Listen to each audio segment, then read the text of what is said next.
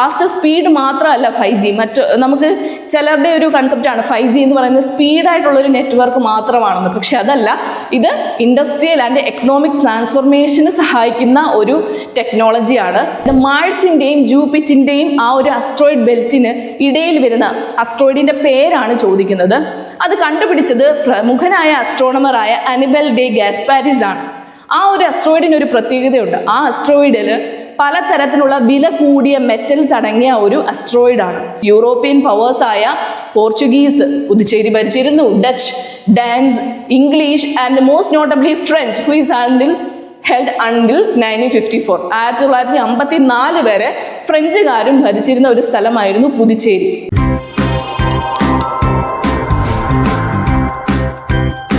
iPlus trading സൊല്യൂഷൻ്റെ പുതിയൊരു വീഡിയോയിലേക്ക് എല്ലാ പ്രിയപ്പെട്ടവർക്കും സ്വാഗതം. ഈ ഒരു വീഡിയോ സെഷനിൽ നമ്മൾ ഉദ്ദേശിക്കുന്നത് 2026 ജനുവരിയിലെ സെറ്റ് എക്സാമിൻ്റെ ക്വസ്റ്റ്യൻ ആൻസർ ഡിസ്കഷൻസ് ആണ്. 1 by 1 ആയിട്ട് നമ്മൾ ഓരോ ചോദ്യങ്ങളുടെ വിശകലനം ചെയ്യുന്നുണ്ട്, ആൻസറുകളിനെ എക്സ്പ്ലെയിൻ ചെയ്യുന്നുണ്ട്, അതേപോലെ ഓരോ ഓപ്ഷനുകളെ നമ്മൾ എക്സ്പ്ലെയിൻ ചെയ്താണ് പോകുന്നത്. അപ്പോൾ നമുക്ക് ഓരോ ചോദ്യത്തിലേക്കും കടക്കാം. ഫസ്റ്റ് ക്വസ്റ്റ്യൻ എന്ന് പറയുന്നത്, The Amendment Act of the Indian Constitution which lowered the minimum voting age from 21 years to 18 years. അതായത് 21 വയസ്സ് വോട്ടിംഗ് അവകാശം 21-ാം വയസ്സിൽ നിന്നും 18 വയസ്സിലേക്ക് താഴ്ത്തിയ ആ ഒരു കോൺസ്റ്റിറ്റ്യൂഷൻ, ഇന്ത്യൻ കോൺസ്റ്റിറ്റ്യൂഷൻ അമെൻമെന്റ് ആക്ട് ഏതാണെന്നാണ് ആദ്യത്തെ ചോദ്യം. ഓപ്ഷൻസ് നോക്കാം. 42nd അമെൻമെന്റ്, 55th അമെൻമെന്റ്, 61st അമെൻമെന്റ്, അതേപോലെ 63rd അമെൻമെന്റ്. ഉത്തരം 61st അമെൻമെന്റ് ആണ്. നമുക്ക് നോക്കാം 61ാം അമെൻമെന്റിൽ ആരാണ് ഈ ഒരു ചേഞ്ച് വരുത്തിയ ലീഡർ ആരായിരുന്നു, ഏത് സമയത്തായിരുന്നു എന്ന് നോക്കാം.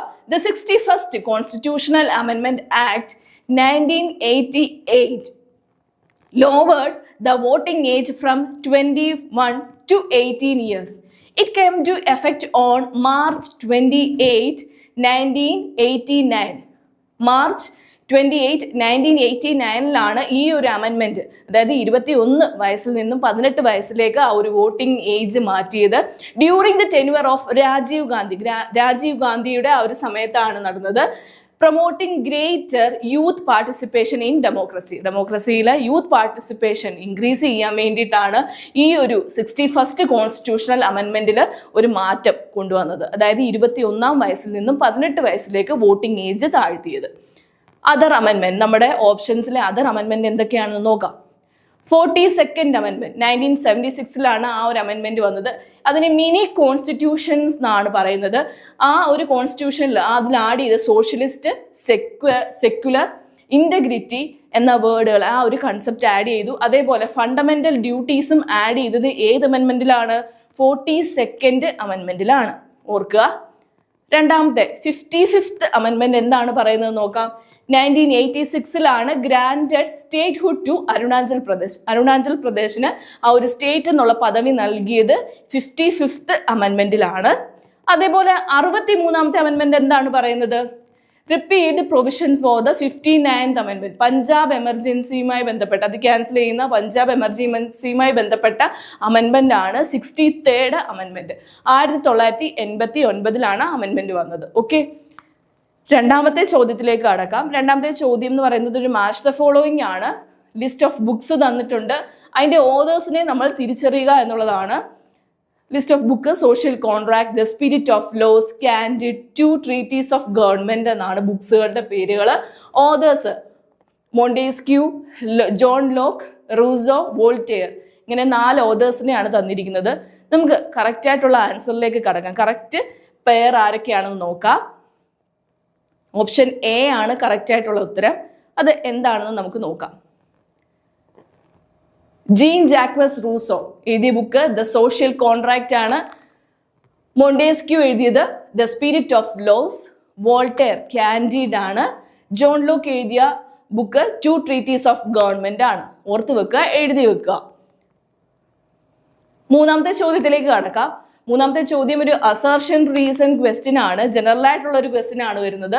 The deployment of 5G wireless technology is expected to create significant macroeconomic value primarily by enabling new business models and enhancing productivity across multiple industries. 5G-യുമായി ബന്ധപ്പെട്ട ഒരു ചോദ്യമാണ്. 5G എന്ന് പറയുന്ന ഒരു ടെക്നോളജി ഇത് significant macro economic value increase ചെയ്യാനും അതേപോലെ new business മോഡൽസിനെ enhance ചെയ്യാനും മൾട്ടിപ്പിൾ ആയിട്ടുള്ള ഇൻഡസ്ട്രിയിൽ വിവിധ തരങ്ങളിലുള്ള പ്രൊഡക്ടിവിറ്റി ഇൻക്രീസ് ചെയ്യാനും 5G technology wireless technology useful ആണെന്നാണ് അസർഷൻ പറയുന്നത്. റീസൺ നോക്കാം. 5G provides near real time responses and massive machine type communication which are essential for applications like remote robotic surgery, autonomous vehicles and industrial automation. 5Gയുടെ മറ്റ് പല ഉപയോഗങ്ങളുമാണ് പറഞ്ഞത്. ഇത് near real response നൽകുന്ന ഒരു ടെക്നോളജിയാണ്. അതേപോലെ മാസീവ് മെഷീൻ ടൈപ്പ് കമ്മ്യൂണിക്കേഷൻസ് നടക്കുന്നു. Remote robotic സർജറിക്കും autonomous വെഹിക്കിൾസിനും അതേപോലെ പലതരത്തിലുള്ള ഇൻഡസ്ട്രിയൽ ഓട്ടോണമേഷനും ഈ 5G ടെക്നോളജി സഹായിക്കുന്നു, വയർലെസ് ടെക്നോളജി സഹായിക്കുന്നു എന്നാണ് റീസൺ പറയുന്നത്. അപ്പോൾ ഇതിന്റെ ഉത്തരം എന്ന് പറയുന്നത് both A and assertion and reason are true. R is the correct explanation of A. ഇതാണ് ഇതിന്റെ ഉത്തരം വരുന്നത്. ഇനി എന്താണ് 5G വയർലെസ് ടെക്നോളജി എന്ന് നമുക്ക് നോക്കിയാലോ. അസർഷൻ ട്രൂ ആൻഡ് കാരണം 5G technology enables industrial and economic transformation, not just faster speed. Faster speed മാത്രമല്ല 5G. നമുക്ക് ചിലരുടെ ഒരു കൺസെപ്റ്റാണ് 5G എന്ന് പറയുന്നത് സ്പീഡായിട്ടുള്ളൊരു നെറ്റ്വർക്ക് മാത്രമാണെന്ന്. പക്ഷെ അതല്ല, ഇത് ഇൻഡസ്ട്രിയൽ ആൻഡ് എക്കണോമിക് ട്രാൻസ്ഫോർമേഷന് സഹായിക്കുന്ന ഒരു ടെക്നോളജിയാണ്. Features like ultra reliable low latency communication. ഇതിൻ്റെ മറ്റൊരു ഫീച്ചറാണ് എന്ത്? Ultra reliable low latency communication and massive machine type communication support advanced applications. പല അഡ്വാൻസ്ഡ് ആപ്ലിക്കേഷൻസിനും ഉപകാരപ്രദമായ ഒരു ടെക്നോളജിയാണ് ഈ ഒരു 5G വയർലെസ് ടെക്നോളജി എന്ന് പറയുന്നത്. നമുക്ക് നാലാമത്തെ ചോദ്യത്തിലേക്ക് കടക്കാം. Director of the film Oppenheimer which won the best film award in Academy Awards and BAFTA award. ഏത് ഡയറക്ടറാണ് ഓപ്പൺഹൈമർ എന്ന ഫിലിമിന്റെ ഡയറക്ടറിന്റെ പേരാണ് ചോദിച്ചിരിക്കുന്നത്. ആ ഒരു ഡയറക്ടറിന് അക്കാഡമി അവാർഡ് എന്ന് പറയുന്ന ഓസ്കാർ അവാർഡ്, അക്കാഡമി അവാർഡിന്റെ മറ്റൊരു പേരാണ് ഓസ്കാർ അവാർഡും ബാഫ്ത അവാർഡും കിട്ടിയ ആ ഒരു ഫിലിമിന്റെ ഡയറക്ടർ ആരാണെന്നാണ് ചോദ്യം. Cillian Murphy, Sean Baker, Emma Stone, Christopher Nolan. 4 options ആണുള്ളത്. ഡി ആണ് ഉത്തരം, ക്രിസ്റ്റഫർ നോളൻ ആണ്. ഈ തന്നിരിക്കുന്ന ഓപ്ഷൻസിലെ എല്ലാവർക്കും ഓസ്കാർ അവാർഡുകൾ കിട്ടിയതാണ്. പക്ഷേ ഓപ്പൺഹൈമർ എന്ന ഫിലിമിന്റെ ഡയറക്ടർ ആരാണ്? ക്രിസ്റ്റഫർ നോളൻ ആണ്. ഓക്കെ, ഇദ്ദേഹമാണ് ക്രിസ്റ്റഫർ നോളൻ. ഓപ്പൺഹൈമർ എന്ന ഫിലിമിന്റെ ഡയറക്ടറാണ്. At the 2024 awards, Oppenheimer dominated both the 96th Academy Award, 96th Oscar അവാർഡിന്റെ ബെസ്റ്റ് ഫിലിമായിട്ട് ഓപ്പൺഹൈമറിനെ എടുത്തിട്ടുണ്ട്. അതേപോലെ 77th ബാഫ്ത അവാർഡും കിട്ടിയ ഒരു ഫിലിമാണ് ഓപ്പൺഹൈമർ. അതേപോലെ അതിന്റെ ഡയറക്ടറാണ് നമ്മുടെ Christopher Nolan. Okay, best director Christopher Nolan ആണ്. അതേപോലെ ബെസ്റ്റ് ഫിലിം ഓപ്പൺഹൈമർ ആയിരുന്നു. Best actor Cillian Murphy. അതേപോലെ ബെസ്റ്റ് ആക്ട്രസ് ആയിരുന്നു എമ്മ സ്റ്റോൺ. പൂർ തിങ്സ് എന്ന ഒരു ചിത്രത്തിന്റെ നടിയാണ് എമ്മ സ്റ്റോൺ. ഇവർക്കെല്ലാം ഓസ്കാർ അവാർഡുകൾ ലഭിച്ചിട്ടാണ്. നമ്മുടെ ഓപ്ഷൻസിന് അതിലെ ഓരോ പേരുകളാണ് ഈ പറഞ്ഞിരിക്കുന്നത്. ഓക്കെ, നമുക്ക് 5th ചോദ്യം, 5ാമത്തെ ചോദ്യത്തിലേക്ക് കടക്കാം. The Indian writer who won Park Kyung-hee Prize, one of the richest literary prize in the world and South Korea's largest literary honor for 2025, carrying a cash prize of $100,000. അതായത് കൊറിയയിലെ ഏറ്റവും വലിയ ഒരു ഓണറായ Pak ക്യോങ്ഹി price ലഭിച്ചത് ആർക്കാണ്? ഒരു ഇന്ത്യൻ റൈറ്ററിനായിരുന്നു അത് ലഭിച്ചത്. അത് ആരായിരുന്നു എന്നാണ് ചോദ്യം. വിക്രം സേത്ത്, അമിതാവ് ഘോഷ്, സൽമാൻ റുഷ്ദി, ചേതൻ ഭഗത്. ആർക്കാണ്? ഉത്തരമുണ്ട്, അമിതാവ് ഘോഷിനാണ്. ഇദ്ദേഹമാണ് Amitav Ghosh. Amitabh Ghosh won the 14th Pak-Yogni Prize. 2025 14th Pak-Yogni Prize ആണ് അമിതാഭ് ഘോഷിന് ലഭിച്ചിരിക്കുന്നത്. Becoming the first Indian recipient. ആദ്യമായിട്ടാണ് ഒരു ഇന്ത്യന് ആ ഒരു അവാർഡ് ലഭിക്കുന്നത്. Known as Korea's Nobel. കൊറിയയുടെ നോബൽ എന്നാണ് പാക്-യോഗ്നി എന്ന ആ ഒരു അവാർഡിനെ അറിയപ്പെടുന്നത്. It's carries $100,000 prize. Okay, other honour, അതായത് അമിതാഭ് ഘോഷിന് ലഭിച്ച മറ്റ് ഓണേഴ്സ് ഏതൊക്കെയാണ്? ജ്ഞാനപീഠ അവാർഡ് 2018 ലഭിച്ചു. ഇറാസ്മസ് പ്രൈസ് 2024 അമിതാഭ് ഘോഷിന് ലഭിച്ചിട്ടുണ്ട്. ഓർത്തു വെക്കുക. ആറാമത്തെ ചോദ്യത്തിലേക്ക് കടക്കുകയാണെങ്കിൽ, there are many instances of Nobel Prize winners becoming head of the government or state. Who is following is not one among them. ഒരുപാട് നോബൽ പ്രൈസ് ജേതാക്കൾ ഒന്നെങ്കിൽ രാജ്യത്തിന്റെയോ അല്ലെങ്കിൽ സ്റ്റേറ്റ്ഹുഡിന്റെയോ അധികാര സ്ഥാനത്ത് എത്തിയിട്ടുണ്ട്. ഈ ചുവടെ തന്നിരിക്കുന്ന കൂട്ടത്തിൽ ആരാണ് അവയിൽ ഒന്നും ഇല്ലാത്ത ഒരാൾ? സ്റ്റേറ്റ്ഹുഡിന്റെയോ അല്ലെങ്കിൽ രാഷ്ട്രത്തിന്റെയോ ഒന്നും നേതാവല്ലാത്ത ആരാണ് ഉള്ളതെന്നാണ്. അബേ അഹമ്മദ്, ജോസ് റാമോസ് ഹൂർത്ത, ഷിമോൻ പെരേസ്, നർഗീസ് മുഹമ്മദി. ഇവരിൽ ആരാണ് സ്റ്റേറ്റ്ഹുഡിന്റെയോ അല്ലെ ഗവൺമെന്റിന്റെയോ ഒന്നും ഹെഡ് ആവാത്ത ഒരു വ്യക്തി എന്നാണ് ചോദിച്ചിരിക്കുന്നത്. Nobel prize ജേതാക്കളാണ്. ഡി ആണ് ഉത്തരം. നർഗീസ് മുഹമ്മദി ആണ് അതിന് ഉത്തരമായിട്ട് വരുന്നത്. നമുക്ക് നോക്കാം. അബേ അഹമ്മദ് ഫസ്റ്റ് ഓപ്ഷൻ ആണ്. അബേ അഹമ്മദ് നോബൽ പ്രൈസ് ജേതാവാണ്. 2019 അദ്ദേഹത്തിന് കിട്ടിയത്. പ്രൈം മിനിസ്റ്റർ ഓഫ് എത്യോപ്യ ആണ്. ഓക്കെ. രണ്ടാമത് ജോസെ റമോസ് ഹോർത്തെ ആണ്. നോബൽ പ്രൈസ് വിന്നർ ആണ്. 1996 നോബൽ പ്രൈസ് ലഭിച്ചത്. President of East Timor. Okay. അടുത്തത് ഷിമോൻ പെരേസ് ആണ്. നോബൽ പ്രൈസ് 1994 ലഭിച്ചത്. President of Israel. നമ്മുടെ ഉത്തരമായ Narges Mohammadi Nobel prize winner ആണ്. 2023 ലഭിച്ചത്.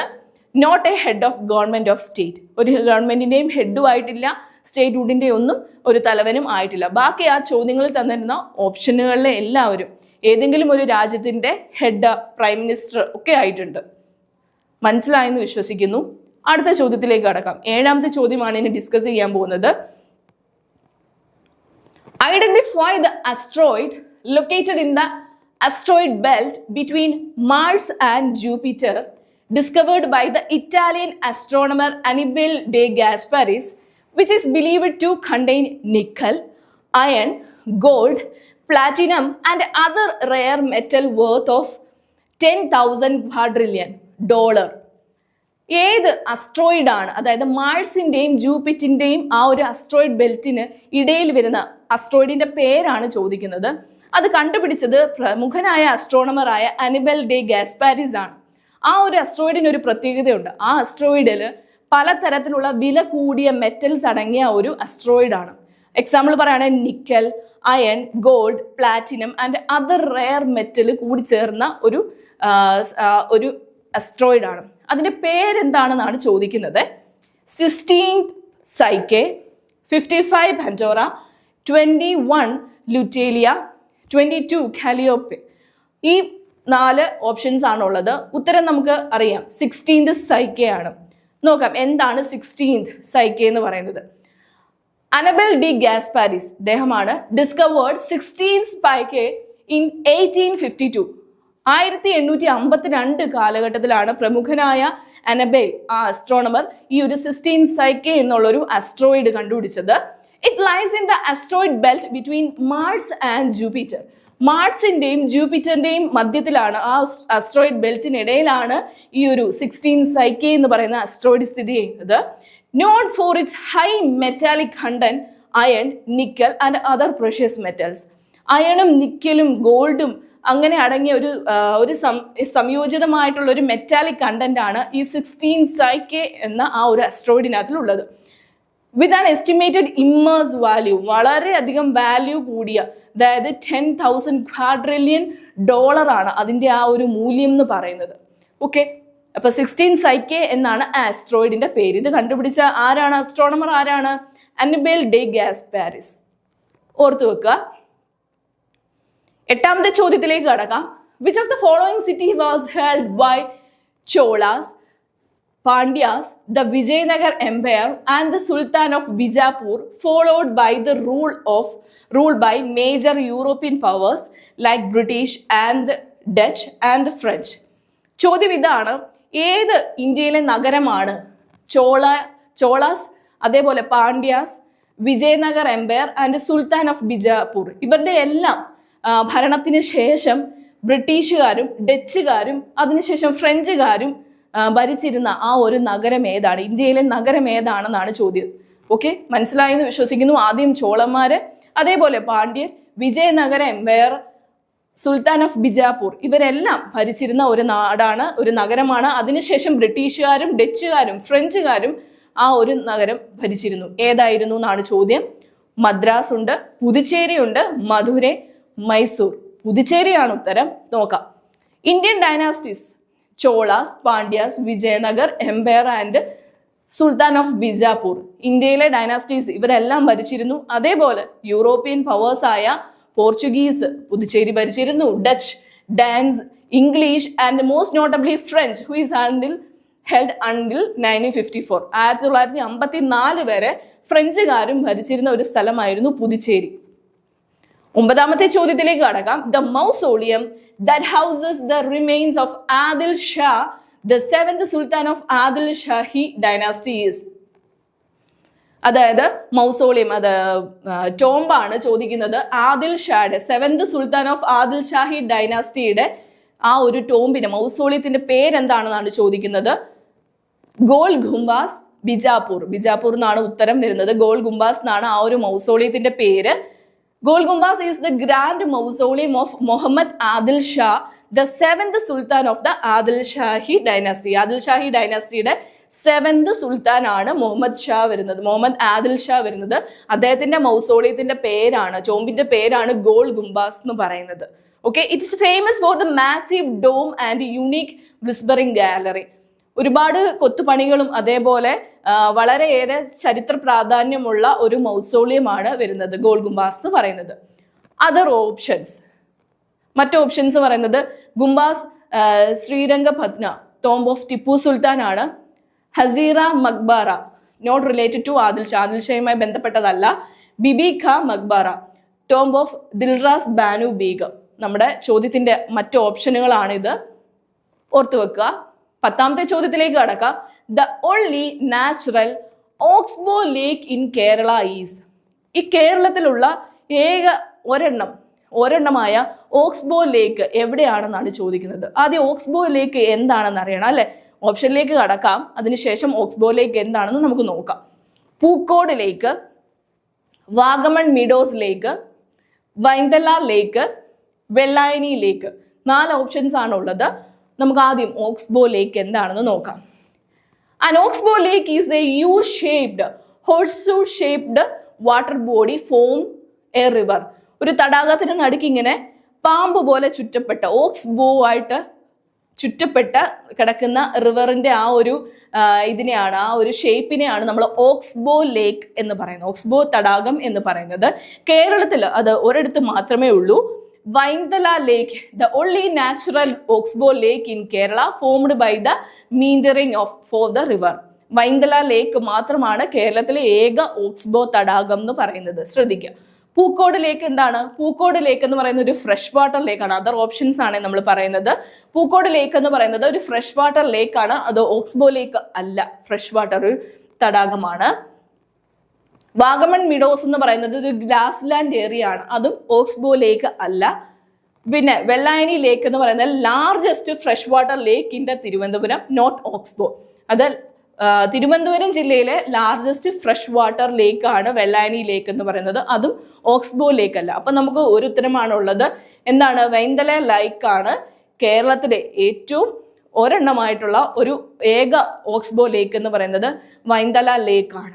അപ്പോൾ നമ്മൾ 10 ചോദ്യമാണ് ഈ ഒരു ക്വസ്റ്റ്യൻ ആൻസർ ഡിസ്കഷനിൽ നമ്മൾ ഡിസ്കസ് ചെയ്തത്. നിങ്ങൾക്ക് ഇതിൻ്റെ പ്രധാനപ്പെട്ട നോട്ട് ചെയ്ത് വെക്കാവുന്നതാണ്. അതായത് ചെറിയ ചെറിയ സൂചനകളിൽ ഓരോ ഓപ്ഷൻസിന്, ഒരു ക്വസ്റ്റ്യന് പല ഓപ്ഷനുകളും നമ്മൾ ഡിസ്കസ് ചെയ്തിട്ടുണ്ട്. അതെല്ലാം നിങ്ങൾക്ക് നോട്ട് ചെയ്ത് വെക്കാം. അടുത്ത 10 ചോദ്യമായിട്ട് സെക്കൻഡ് പാർട്ട് നമുക്ക് കാണാം. Thank you, by.